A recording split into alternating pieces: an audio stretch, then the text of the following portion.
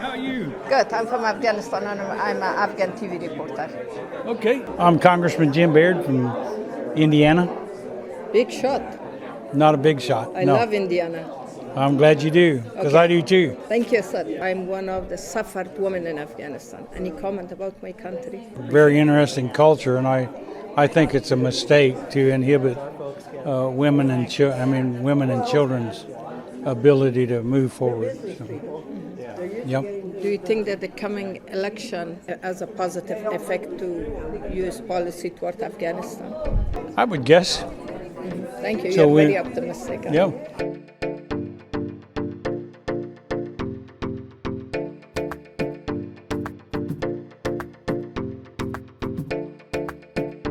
Clearly, the women in Afghanistan are suffering greatly. We believe in that women in Afghanistan should be free. They have shown tremendous courage. And although things are dire now, and we believe that ultimately the women in Afghanistan and in those others in Iran seeking freedom will gain that freedom. They have to do it. We cannot impose it from outside, but we can play a role here by standing up for our values, by encouraging women in particular in Afghanistan and making sure that they know that they are not alone, that the international community stands with them. Do you think that coming election affect either want to change their policy toward Afghanistan? Any message to Taliban, please? Well, I never like to make predictions. I do think in terms of the American election, that it would be a huge mistake for the former president to regain the White House. That would not be support the cause of freedom. Let me just put it that way. Thank you so much. Thank you. I'm from Afghanistan.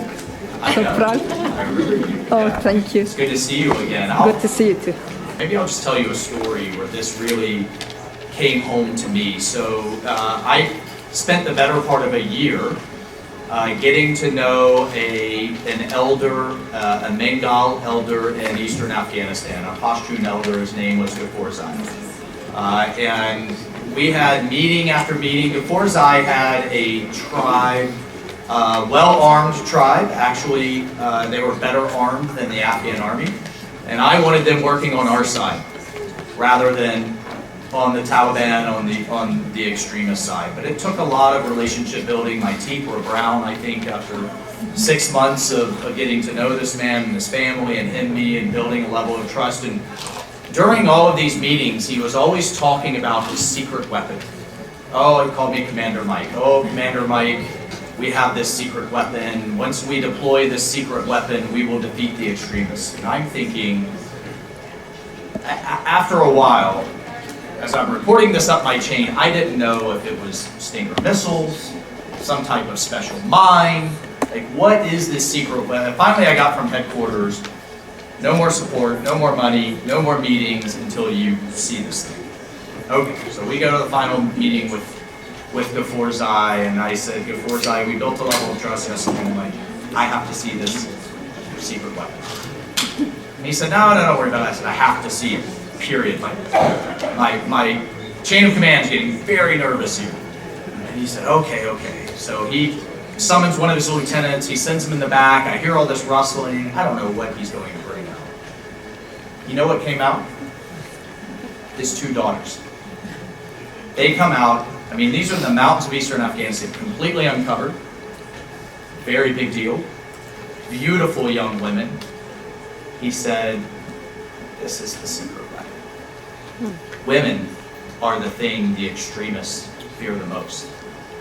And if you think about it, Malala said best, the thing the extremists fear the most is a girl with a book.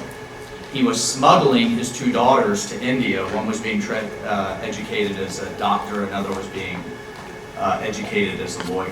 He said, once we deploy these women, once we see women marching in the streets of Kabul, Tehran, and elsewhere across the Middle East, the extremists, maybe they won't be defeated, but this will be like a cruise missile right near the heart.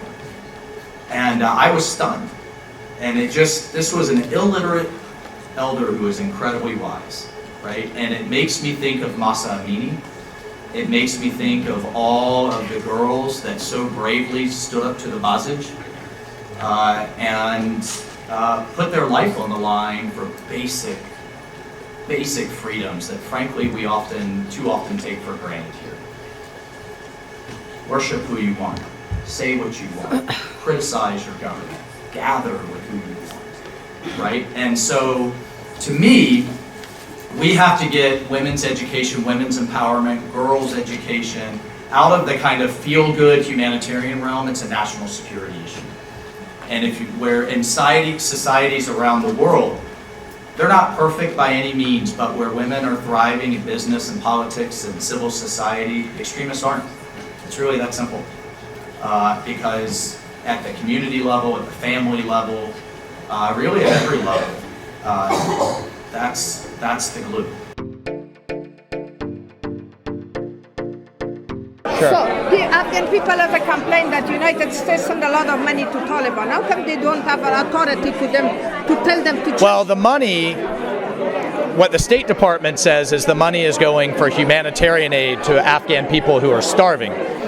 However, there's not enough oversight, there's not enough checks to make sure it's not going to the Taliban. So I think with the new election in November, Taliban pocket. yeah, that it goes to the Taliban's pockets. That's my concern, my worry. And I believe with the new election in November, you're going to see it turn off. And us in Congress, we've cut it off until we can have enough checks and balances. But do you think that the Americans really don't have power to Taliban? Because under the table they have a good relationship, Taliban and United States. No. Well, there's a difference between this government, this State Department, the Biden administration wants to deal with the Taliban.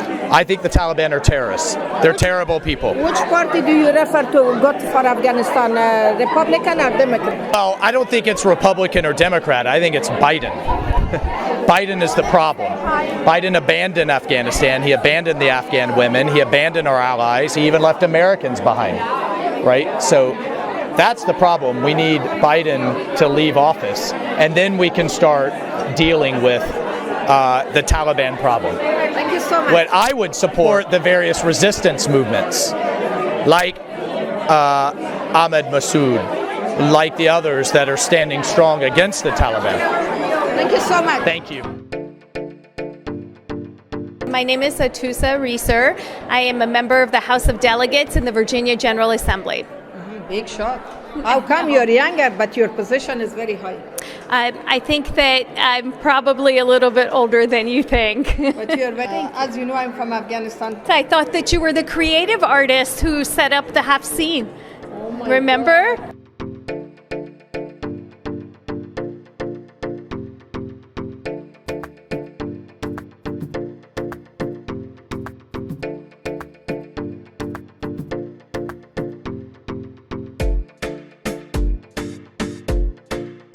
Well, first, my name is Burgess Owens. I'm a representative from Utah, and I'll just say this, continue to fight for the freedom, for the opportunities of dreaming big, which we have so much respect for those of you that are still hanging in there, trying to make it a reality. And some kind of way, the world's going to wake up and begin to truly understand what you're trying to get done and accomplish, and be there to help you through the process. Afghan woman doesn't have any right. No rights. Powerful congressman. And to have the opportunity to understand what that looks like for so many years, these young girls in particular, and to have it taken away, is probably one of the worst. But just know, continue to dream big. That's the bottom line. That's what makes us get us through all these issues for sure. The United States has a lot of achievement. They lost two things. It did. And We're it's optimistic about our country, people, future. It is, we actually have some good friends in Utah that have from Afghanistan, and it's anyone, no matter where they come from, particularly from Afghanistan, once you taste freedom, you want more of it. And we have those that are fortunate like yourself to be here, to experience it, and to give the message back home that to hang in there, continue to dream, and just know in the end it's going to work. Well, you can't. The Taliban is a very dark and evil ideology. They're not going to. But United States give them the powers. And it's unfortunate they've done that. That is not something we should be doing. It's not something we should be supporting. And hopefully, when we have this coming elections, we'll find a president who will do the right thing. Thank you very much, Mr. Congressman. Thank you so much. I appreciate it.